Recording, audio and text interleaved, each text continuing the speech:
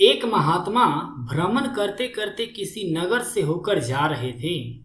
रास्ते में उन्हें 1 रुपए का एक सिक्का मिला। महात्मा तो बैरागी और संतोष से भरे हुए व्यक्ति थे। भला 1 रुपए का वो क्या करते। इसलिए उन्होंने विचार किया कि यह 1 रुपए किसी दरिद्र व्यक्ति को दे देना चाहिए ताकि इससे उसकी कुछ सहायता हो सके। लेकिन कई दिनों के तलाश के बाद भी उन्हें कोई दरिद्र व्यक्ति नहीं मिला।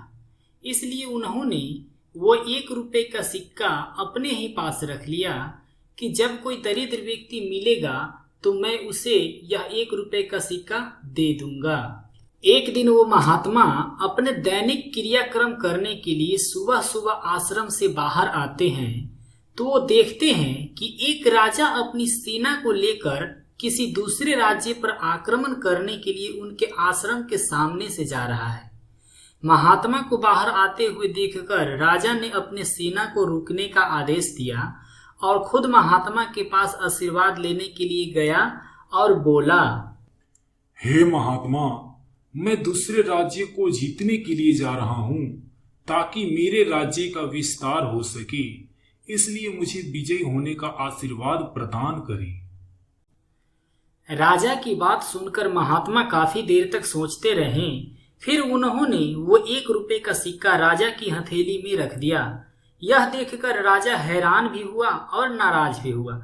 लेकिन राजा को इसके पीछे का कारण काफी देर तक सोचने के बाद भी समझ में नहीं आया, तो राजा ने महात्मा से इसका कारण पूछ ही लिया।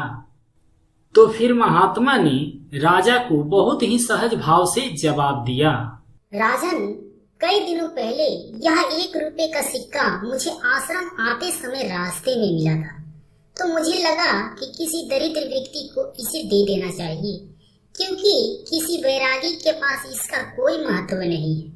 बहुत खोजने के बाद भी मुझे कोई दरिद्र व्यक्ति मिला ही नहीं।